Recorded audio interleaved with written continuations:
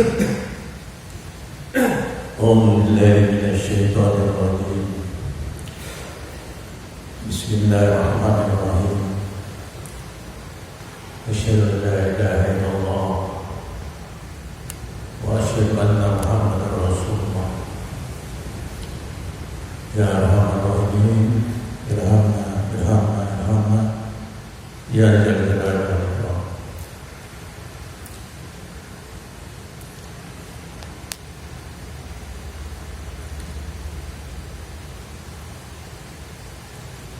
رب اشرح لي صدري ويسر لي أمري واحلل عقدة من لساني يفقهوا قولي. اقرأ بالآيات وكافئ القول. ربنا آتنا من لدنك رحمة وهيئ لنا من أمرنا رشدا.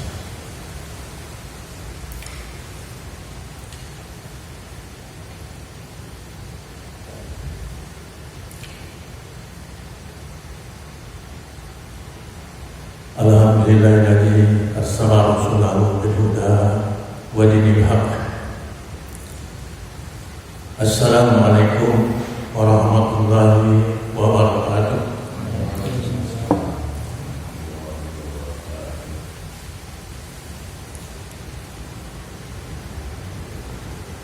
Saudara-saudaraku, jemaah sholat maghrib yang dirahmati Allah.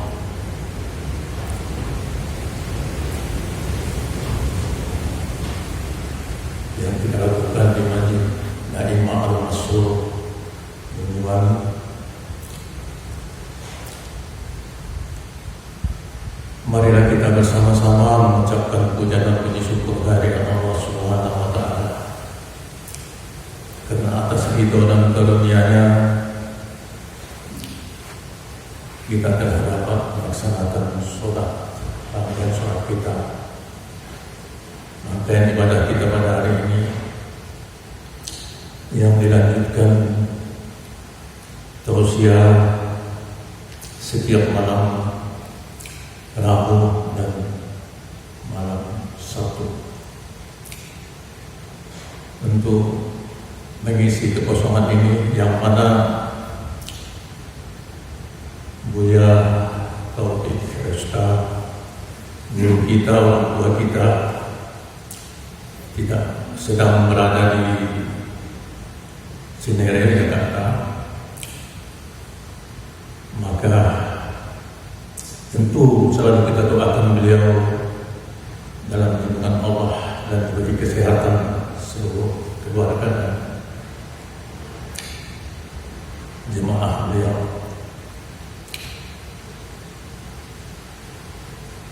Salawat dan salam tentu selalu kita curahkan kepada junjungan kita Nabi besar Muhammad sallallahu alaihi wasallam.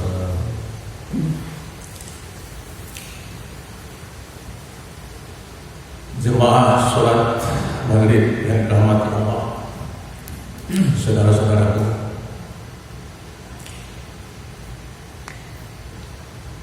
dalam mengisi kajian ini saya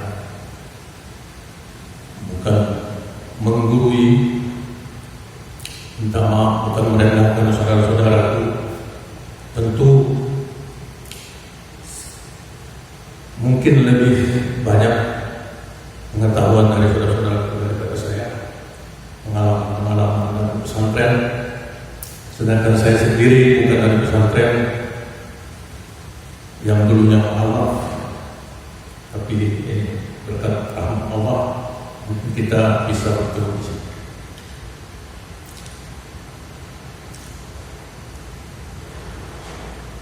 Sesuai hal tersebut, kita saling memberitahu, mengingatkan dengan ayat Allah dan sunnah Rasulullah mana yang kita tahu. Karena mungkin ada di antara kita yang saling mengisi, ada yang tahu, ada yang tidak. Jadi ada kelebihan ketika begitupun saya. Jadi minta maaf sebelumnya saya bukan mengajari, tapi kita sama-sama mendalami ayat-ayat Allah.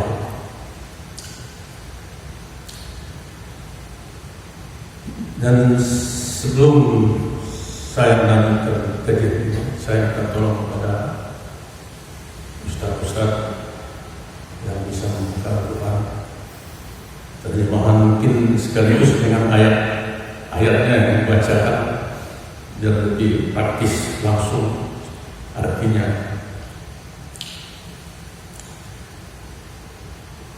Kita menuju kepada surat Al-Hasyr yang selalu kita baca, selalu kita dengarkan setiap habis sholat. Surat Al-Hasyr surat 59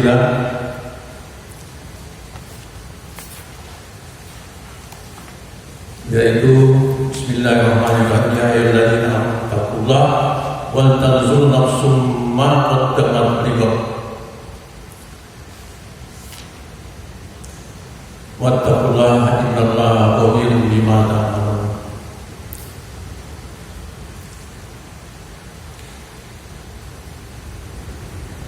Bismillahirrahmanirrahim.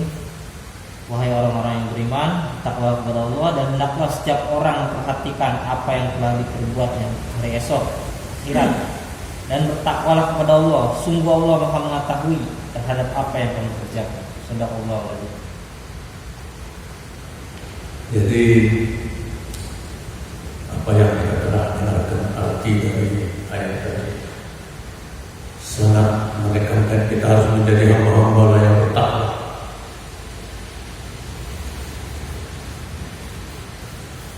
Dengan usaha kita mengisi hidup ini selama kita di dunia ini, jangan bermalas-malasan. Setiap detik kalau bisa kita isi sebelum akhir hayat kita. Karena di sini ayat ini jelas menyuruh kita membawa bekal untuk hari esok. Jadi saudara-saudaraku, mari kita evaluasi diri kita. Apakah sudah kita pergunakan umur yang diberikan Allah ini dengan semaksimal mungkin, sebaik-baiknya, dengan bersungguh-sungguh kita mengerjakan seluruh perintah Allah dan menjauhi seluruh larangan. Saudara-saudaraku, tentu kita selalu terus berusaha, tapi belum ada keinginan, tapi untuk pelaksanaannya masih banyak. Jiwa kita terpengaruh khodab dan syahwat, yang mana jiwa dipengaruhi oleh 3 komponen, yaitu syahwat. Syahwat ini bermalas-malasan,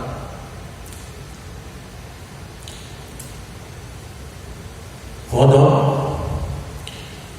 yaitu amarah isu, terpancing amarah, murka.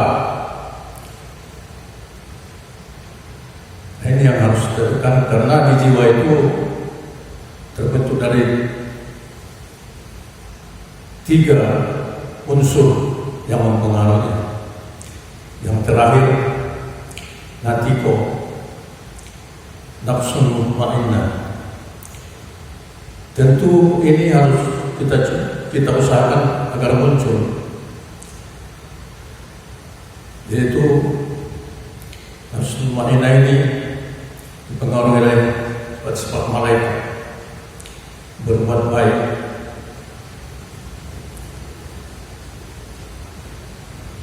dan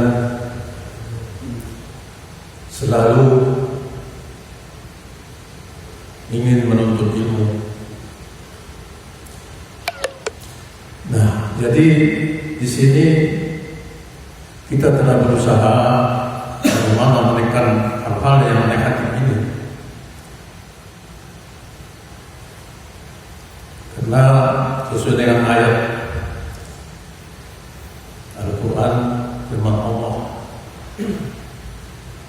di surat 91 7-10 bahwa Allah mengilhamkan kebaikan dan keburukan. Ini coba di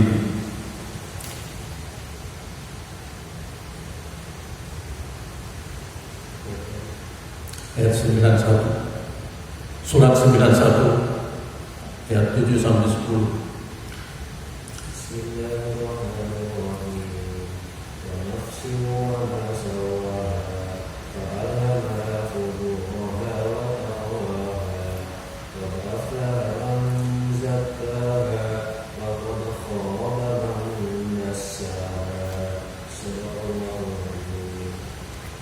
Demi jiwa serta penyempurnaan sikapnya, maka dia mengilhamkan kepadanya jalan kejahatan dan jalan ketakwaan. Sungguh beruntung orang yang menyucikannya jiwa itu, dan sungguh rugi orang yang mengotori. Nah, itu sangat jelas. Kita kadang terpengaruh dengan syahwat dan hawa tadi, dominan, sangat dominan yang dua itu. Jadi kita ini yang menjadi gangguan dalam diri kita. Ya, itu yang selalu membawa kita tidak begitu bersemangat untuk mengerjakan kebaikan-kebaikan atau beribadah.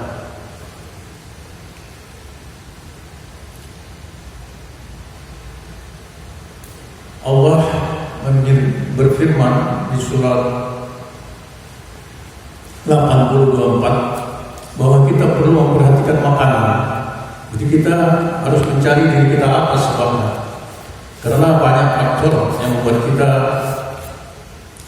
tidak bersemangat atau ogah-ogahan dalam mengisi detik-detik kehidupan ini. Coba surah 80 24. Bismillahirrahmanirrahim. Qul yanzurul insan ila ta'ami. Maka hendaklah manusia itu memperhatikan makanannya. Sadaqallahu alazim. Jadi sudah jelas Allah menyuruh kita memperhatikan makanan. Jangan kita sembarangan makan. Ini saya persempit yang mempengaruhi makanan, berarti kan mungkin banyak faktor lain.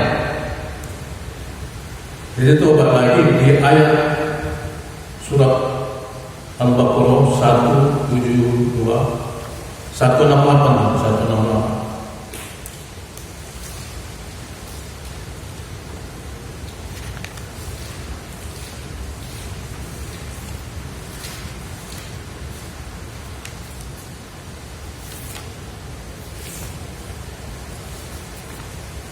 Baca ayatnya dan artinya. Bismillahirrahmanirrahim. Ya ayyuhan nasu kulu mimma fil ardi halalan thayyiban wa la tattabi'u khutuwati syaitan innahu lakum aduwwun mubin. Wahai manusia, makanlah dari makanan yang halal dan baik yang dapat di bumi, dan janganlah kamu mengikuti langkah-langkah setan. Sungguh setan itu musuh yang nyata bagimu. Sadaqallahu alazim. Jadi ini bukan manusia yang bicara, ini Allah langsung memberitahu kepada kita. Alhamdulillah, Allah sayang kepada kita. Jadi kita berusaha memperbaiki makanan kita. Mungkin Mungkin di ayat selanjutnya nanti apa-apa yang harus kita perbaiki. Karena situ tadi jelas dari makanan itulah masuknya syaitan. Kebanyakan makan bisa juga. Selanjutnya coba kita buka mengenai makanan juga 172. Mungkin dari 171 ya. Al-Baqarah.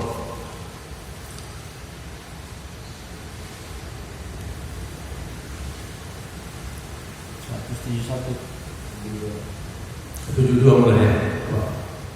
172. 172 Al-Baqarah. Bismillahirrahmanirrahim. Ya ayyuhalladzina amanu kulu min thayyibati ma razaqnakum washkuru lillahi in kuntum iyyahu ta'budun. Hai orang yang beriman, makanlah dari rezeki yang baik yang kami berikan kepadamu dan bersyukurlah kepada Allah jika kamu hanya menyembah kepada-Nya. Sadaqallahu adzim. Jadi kita disuruh makan makanan yang baik. Baik itu lagi halal, baik itu jelas halal. Ada yang baik, ada halal. Dari janjian halal. Jadi rezeki yang diberikan Allah itu kita manfaatkan, jangan menjadi membuat kita berlebihan. Selanjutnya 173. Bismillahirrahmanirrahim. Innama harama alaikumul maitata wad dama wa lahmal khinziri wa ma uhilla bihi li ghairillah wa man ittara ghaira baghi wa la adin fala isma alaihi innallaha ghafurur rahim. Sungguhnya dia hanya mengharamkan atasmu bangkai, darah, daging babi dan daging hewan yang disembelih tanpa menyebut nama selain Allah. Tapi barang siapa terpaksa memakannya bukan karena menginginkan dan tidak pula melampaui batas, maka tidak ada dosa baginya. Sungguh Allah Maha Pengampun, Maha Penyayang. Sadaqallahu. Ini yang sudah jelas yang diharapkan ya, bangkai daging babi. Sudah itu yang sangat sering kita tidak memperhatikan. Ternak yang disembelih dengan nama Allah itu kan haram kalau tidak disebut nama Allah. Itu masuk ke diri kita. Kita sering. Nah mungkin untuk seterusnya kalau bisa kita berusaha, namanya kita di pegunungan ini apa yang bisa kita lakukan, sudah berusaha, boleh buat kan? Seperti ayam. Kalau bisa nyembelih sendiri, baca nama Allah. Ini pengaruh buat kita jauh dari Quran, jauh dari pikiran-pikiran sehat. Karena makanannya sehat. Jadi minta maaf, mudah-mudahan ke depan kita berusaha, bukan harus besok, tapi kita usahakan. Kalau sudah berusaha maksimal, masih juga tidak dapat makanan ternak yang tidak dapat, boleh buat. Itu udah berusaha. Jadi dari sini ke depan, tolong kita sama-sama menjaga makanan, saling mengingatkan. Jadi makanan yang kita makan itu benar-benar halalan untuk ibadah, halal lebih baik, agar kita termotivasi mendekatkan diri kepada Allah. Karena tidak akan tersentuh Al-Quran itu kalau tidak hati kita suci, diri kita suci. Surat 56, 77, 8, 79.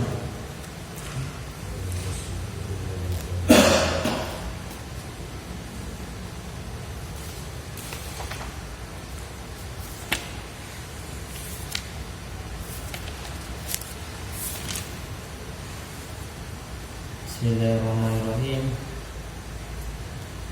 Surah 56. Ya. la yamassuhu illal mutahharun. Tidak ada yang menyentuhnya selain hamba-hamba yang disucikan. Sadaqallahu alazim. Coba dari atas. Dari 78. 77. 76, 77, 78. Bismillahirrahmanirrahim. Wa innahu laqasamun law ta'lamun azim. Innahu laqur'anun karim. Dan sesungguhnya itu benar-benar sumpah yang besar sekiranya kamu mengetahui, dan ini sungguhnya Al-Quran yang sangat mulia. Al-56 surat 76, 77. tadi, kalau yang suci itu 79. Ya, mengenai Al-Quran, bahwa Al-Quran itu suci, itu bukan hamba-hamba Allah, jiwa-jiwa yang suci, yang betul-betul menyentuh. Al-Quran ini bukan kita membaca aja, menyentuh biasa, tapi masuk dalam diri kita. Coba dari awal, dari 76, 77, 78, 79. Bismillahirrahmanirrahim. 76. Wa innahu laqur'an wa innahu laqasamun law ta'lamun azim. Innahu laqur'anun karim fi kitabim maknun la yamassuhu illal mutahharun. Dan sesungguhnya itu benar-benar sumpah yang besar sekiranya kamu mengetahui, dan ini sungguhnya Al-Quran yang sangat mulia dalam kitab yang terpelihara Lauhul Mahfuz. Tidak ada yang menyentuhnya selain hamba-hamba yang disucikan. Sadaqallah. Ya, alhamdulillah. Sadaqallah. Ini sudah jelas. Jadi kita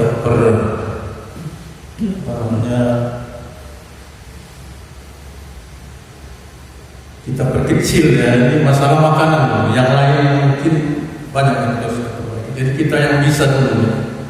Coba kita sama-sama, saya juga usaha makanan ini. Sayur. Jadi karena halal dan thayyiban berarti harus bersih ya. Sayur itu sering kita cuci, atau ikan cuci, pindah lagi, cuci sini, cuci lagi. Harus dialiri. Jadi sayur taruh di baskom yang bolong, aliri, kocok, jadi turun ke bawah. Jadi jangan kocok. Bakterinya ataupun kotorannya otomatis situ masih lengket. Jadi tolong supaya kita sama-sama sayur mayur, ikan, darah tadi nggak boleh kan, harus benar-benar pelan-pelan mencuci. Ayam itu darahnya jangan sampai ada. Ikan usahakan.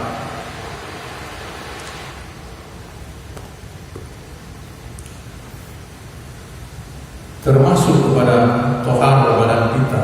Mandi jangan asal mandi badan kita.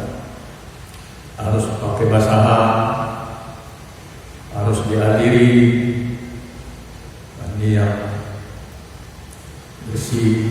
Ya karena kita mau memegang Al-Quran yang dimuliakan Allah.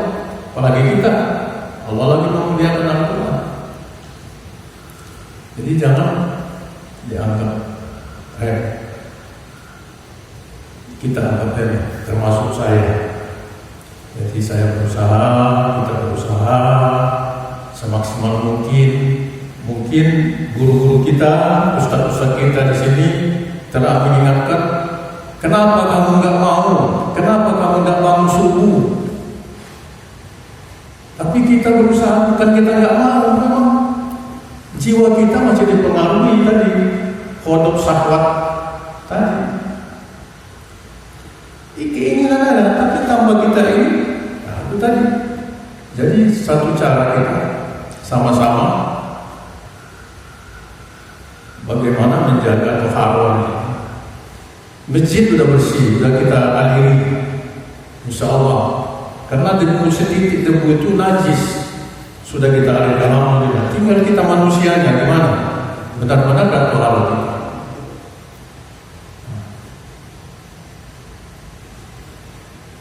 Jadi Mari kita isi demi detik. Saya juga akan berusaha, sudah orang sudah tua, mungkin tinggal nunggu, tidak tahu besok atau malam ini, saya nggak tahu. Allah yang Maha tahu. Akan kembali kepada Allah. Tapi kita berusaha. Saya masih dipengaruhi malas. Padahal di sini kan tidak ada yang sebagai perusahaan, bukan. Tinggal kesadaran diri kita. Kalau sudah disuruh, berarti bukan amal soleh lagi. Yang menyuruh itu yang dapat. Nah, bagaimana kesadaran diri sendiri? Apa disuruh? Karena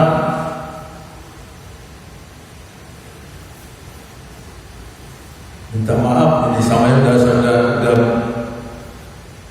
menyinggung. Tapi ini harus saya sampaikan karena kita sama-sama di sini. Jadi tolong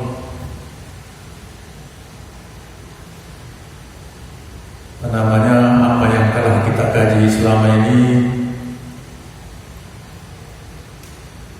kita ingat-ingat, kita renungkan. Kalau itu benar, itu dari Allah, memang hidayah untuk kita. Tapi kalau memang menyinggung, kayak mengajari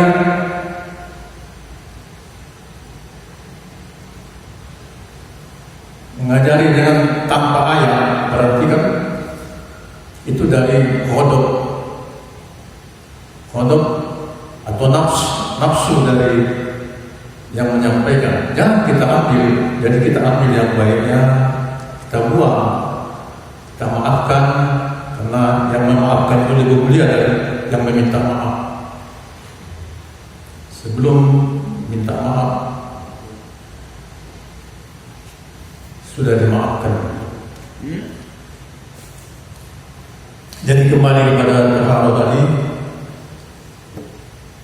segala makanan harus kita jaga, kita perhatikan dengan sebaik-baiknya. Yang pertama tadi, kalau ayam itu atau sapi itu harus sembelih dengan nama Allah. Seperti di restoran juga, kalau guru kita dulu Pak Jailani tidak mau dia masing-masing makan seperti di restoran karena nggak terpaksa, benar mungkin setahu saya. Karena ya yang sudah tahu dia itu makanan itu benar-benar halal baru dimakan. Jadi ada cerita guru saya Pak Sutarsono, dia masak daging, sudah senang dia masak daging. Guru saya datang waktu itu di Palembang, kan dari Bekasi ke Palembang di musola Ainul Yakin 2 di Palembang. Di sana Pak Sutarsono bersama jemaahnya sudah siap menyambut, beli daging ini masak daging sapi kan. Biasanya kan sembelih itu rata-rata ya yang kita umumnya kan, lain dengan ayat itu pasti bacaannya ada nama Bismillah. Rupa-rupanya pas lagi makan, ini Pak Sutarsono yang cerita, diangkatnya daging ini pas mau makan di rumah sama-sama, tidak jadi dimakan. Ya, jadi kita juga bingung kenapa masakannya kelihatan kurang cocok, apa warnanya bagaimana. Rupanya beliau tahu bahwa yang menyembelih itu orang mabuk, orang yang pas lagi mabuk, dia minum keluarnya pas kerja lagi kan, namanya di pondok apa namanya tempat penyembelihan hewan itu? Jagal. Di Jagal, ya namanya dia. Habis di luar minum masuk nyembelih, dia tahu, beliau tahu. Insya Allah kita akan bisa sampai di situ kalau kita sudah menjaga dari sekarang.